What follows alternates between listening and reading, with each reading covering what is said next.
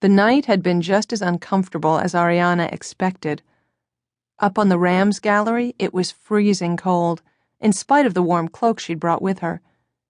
She had changed into her boy's clothes as soon as she had slipped out onto the loggia, taking cover in the dark and the knowledge that everyone's eyes were turned towards the fireworks still exploding out over the lagoon.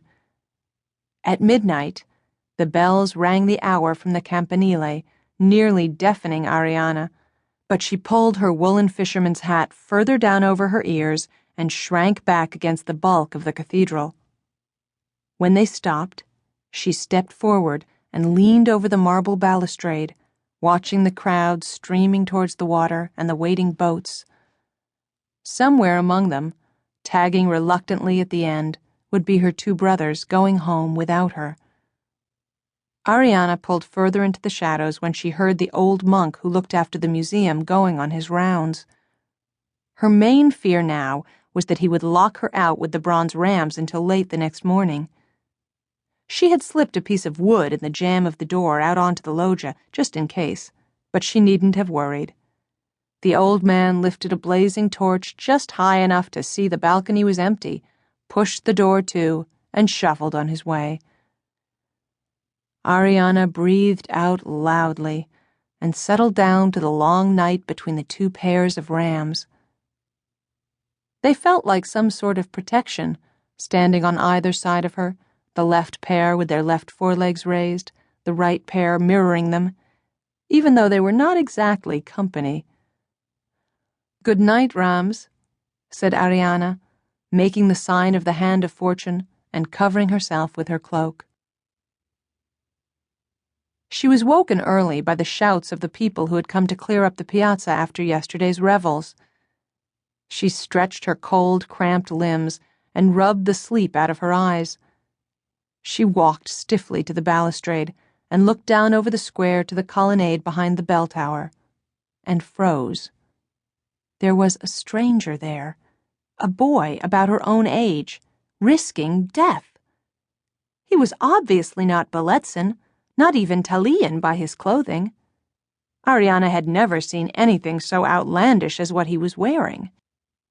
He was as out of place as a dog in the council chamber, and yet he seemed totally oblivious of danger, warming himself in the sunshine and wearing an idiotic expression like a sleepwalker. Perhaps he was touched in the head? Ariana didn't hesitate. She picked up her bag and slipped off the loggia, past the sickening drop to the floor of the great cathedral, and flew down the museum steps and across the piazza. "What do you mean killed?" said the boy, stupidly. "Who are you? And where is this?"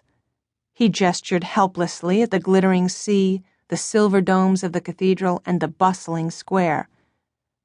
"You are mad," said Ariana with satisfaction. "How can you be in Belleza on the Giornata Vietata, the one day of the year forbidden to all except natives, and not know where you are? You haven't been kidnapped, have you?" The boy shook his black curls but said nothing. Ariana saw at a glance what she was going to have to do, though she hated him for it. She dragged him back into the shadow of the bell tower and started yanking off her boy's clothes, unaware of the effect she was creating. The boy watched in astonishment as her brown hair tumbled out of the fisherman's hat, and she stood in her feminine, if rather old-fashioned, underwear, pulling a skirt out of her bag. "Quick, stop gaping like a fish and put on my boy's clothes over those weird ones of yours. You've only got minutes before someone spots you and hauls you up before the Bellezan Council."